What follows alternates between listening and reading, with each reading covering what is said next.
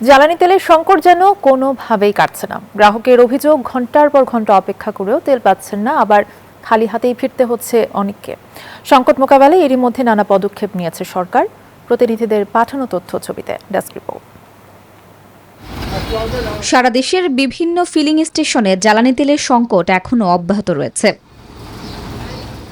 নারায়ণগঞ্জের 4টি ডিপো থেকে জ্বালানি তেল সরবরাহ অব্যাহত রয়েছে। রাজধানী ঢাকা সহ আশেপাশে 15টি জেলায় এই ডিপো থেকেই প্রতিদিন অন্তত 1/2 কোটি লিটার জ্বালানি তেল সরবরাহ করা হচ্ছে। তবুও ফিলিং স্টেশন ও শিল্প কারখানার প্রতিনিধিরা বলছেন তারা চাহিদা অনুযায়ী তেল পাচ্ছেন না। আগে তো যখন আসতাম তখনই পাইতাম। আপনি গেলে আসতে আগে যদি লাগে সিরিয়াল থাকে রাতের ভিতরে ক্লিয়ার হয়ে যায়।